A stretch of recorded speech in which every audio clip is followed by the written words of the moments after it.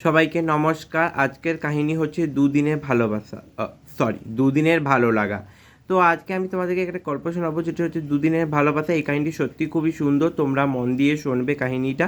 এটা হচ্ছে রিসেন্টলি একটি কলেজে ঘটে যাওয়া নীলা এবং অর্ণবের কাহিনী। নীলা আর অর্ণব দুজনকে খুব ভালোবাসতো।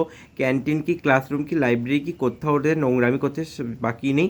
সোনা বাবু জান যেমন হচ্ছে বিয়ে করা বর বউ চলে এসেছে, আর আমাদের সিঙ্গেলদের মাঝে এমন রোগ ছড়াচ্ছে আর কি বলবো। তো দুজনকে এতটাই ভালোবাসতো, আর কি বলবো, ফার্স্ট ইয়ার থেকে চলে গেল সেকেন্ড ইয়ার। ওদের এত ভালোবাসা দেখে নিজেরই মনে হচ্ছে আমাদের কেন গার্লফ্রেন্ড নেই, কেন বা বয়ফ্রেন্ড নেই কারোর। সত্যি আমার দুঃখে সত্যি দুঃখ লাগতো, কি আর বলবো।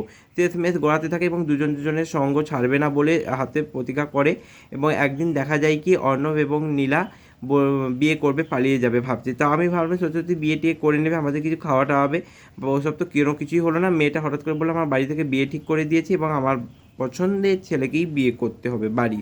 তো অনেক কান্নাকাটি, অনেক ন্যাকামি সব কিছু হয়ে গেল। মেয়েটা তো আমার হাতে বিয়ের কার্ড দিল, এক্সের হাতে যেন দিল না। আবার এক্স বলছে যে তোরা নাকি ওর বিয়ের বাড়িতে যাবি না, কারণ এক্স কি আর বলবো, গেলেই আমাদের তাদের নাকি বন্ধুত্ব বিচ্ছেদ ঘটবে। এইভাবেই দুজনের ভালোবাসা বিচ্ছেদ ঘটলো। আর কি আর বলবো, মুখের কোনো ভাষা পাচ্ছি না। এদের দুদিনের ভালোবাসা দেখে নিজেদেরই ভালোবাসার প্রতি বিশ্বাস উঠে গেছে এদের নাটক দেখার পর। আর বলছে তুমি চাইলেই আমি থাকবো, আর তুমি না থাকলেই আমি থাকবো না। এটা হলো আজকের ভালোবাসার কাহিনী, সমাপ্ত হলো আজকে। কেমন লাগলো সবাই কমেন্টে জানাও।